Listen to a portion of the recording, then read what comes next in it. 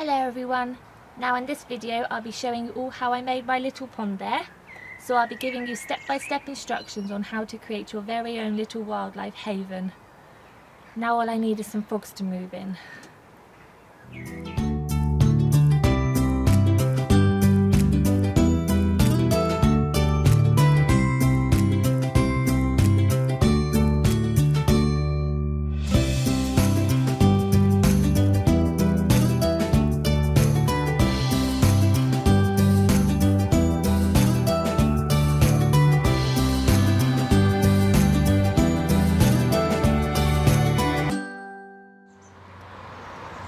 Now I've just finished digging the pond and it's just started to rain, which is great.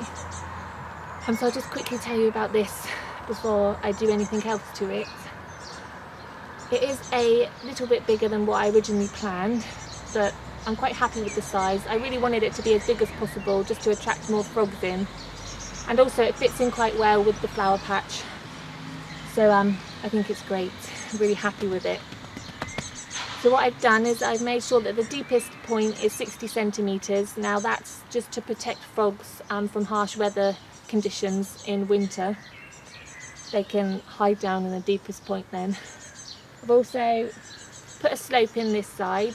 Now that's there to help any animals like hedgehogs that fall into the pond, they can clamber out on the slope. And it's also sort of an entrance and an exit point for frogs as well. It just makes their life a little bit easier. I've also put two shelved areas in. There's one this side and one that side. Now they're about 30 centimetres down. I've got some plants that I bought yesterday, which I'll talk about later. They will be going on the shelved area so that their foliage will be above the water level, so it'll look quite nice. And tadpoles are also supposed to like shallow areas, so that's what the shelves are for. Now what I've done is I've dug the pond edge with a slight slope, just so if you walk around the edge now it won't crumble.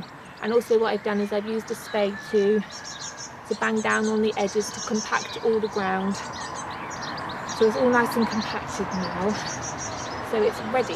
Now what I'll do next is I'll be putting some sand in. Now this is called silver sand and it's a horticultural grade. Now that's there to create a layer between the ground and the liner, so that if there's any sharp stones there then they won't rip the liner or penetrate the liner. The liner that I've got is just a PVC pond liner. It's 4 metres by 3 metres big, which is plenty big enough for this. The pond is actually only 1 metre wide by 1.5 metres in length, so there's plenty enough to go down in all the crevices. And there's also enough to leave a border around the edge as well, so that's great. I did actually buy a smaller pond liner than that. I bought a 2 metre by 1.5 metre pond liner before, which I had to return because the pond turned out bigger than what I planned. So what I will do next is put the sand in. Actually I'll probably go and sit in the shed for a bit until it stops raining, but then I will put the sand in and then I'll put the liner in as well.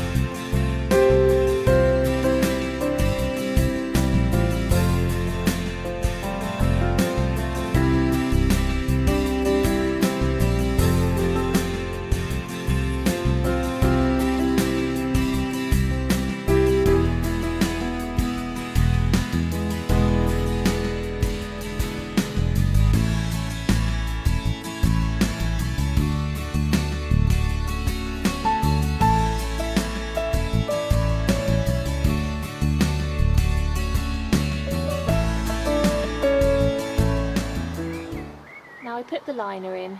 It was a little larger than what I expected it to be. It was quite tricky doing it all by myself, so I do recommend having someone there to help you.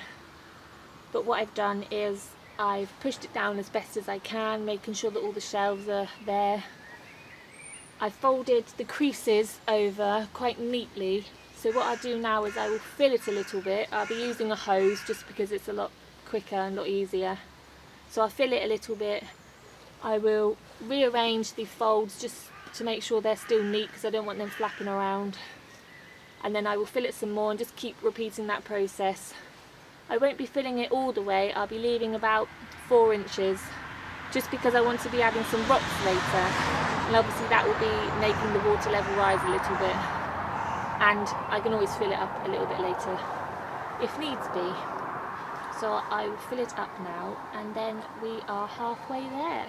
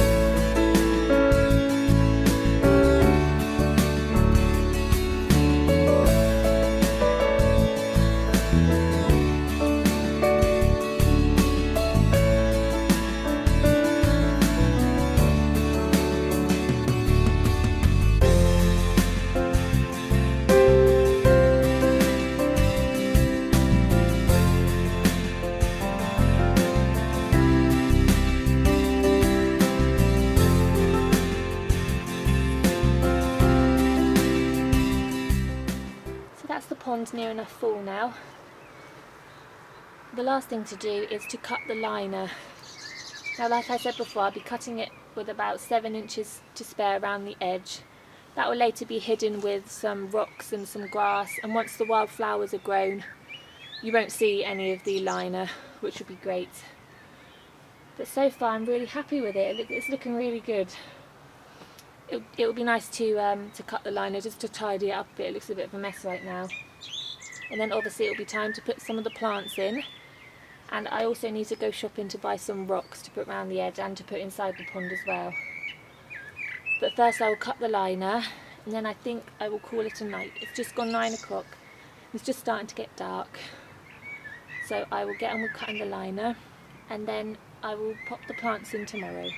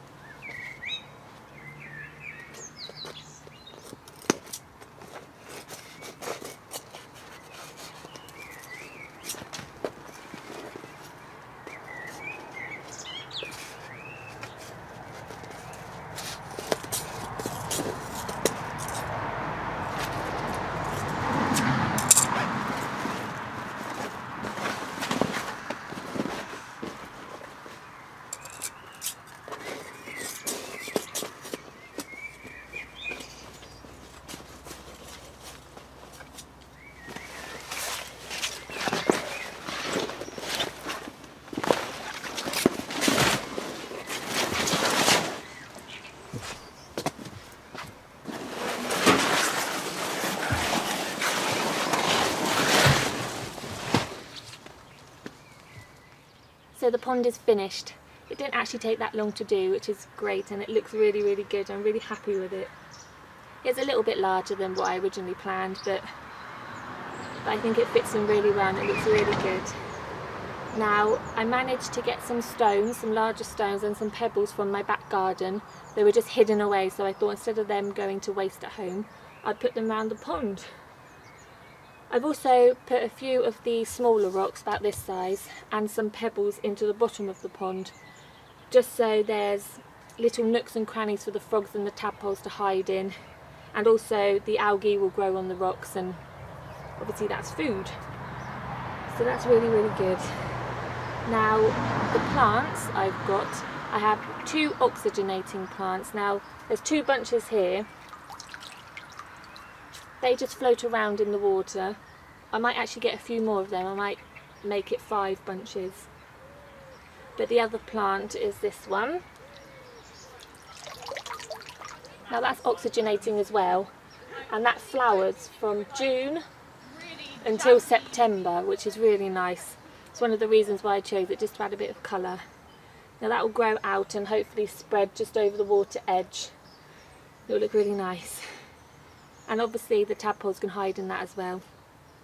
The last plant is this one. Now it's called a water forget-me-not, and I just love it.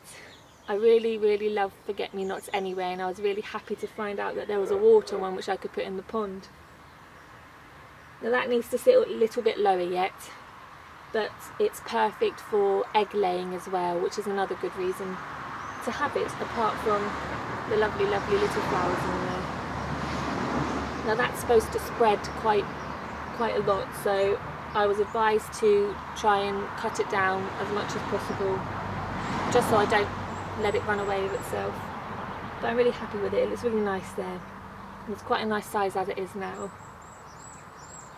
So that's all the plants. Now all I need are some frogs to come and live in it. So fingers crossed it doesn't take them that long to find it. Hopefully now it's a little bit larger, I get a few more frogs. But I really, really can't wait to see some frogs there and some toads. It would be really nice. And I think it just looks really nice in the allotment as well. So I do really recommend putting a pond in your allotments if there's any room. This actually turned out a bit larger, so you could have it a bit smaller really. So I do recommend having a pond. It looks nice as well, and you get the frogs which will hopefully eat the slugs as well. So it's a win-win situation really. But that's it for this video. Now it didn't take that long to make the pond, which is great. But I hope you all enjoyed it.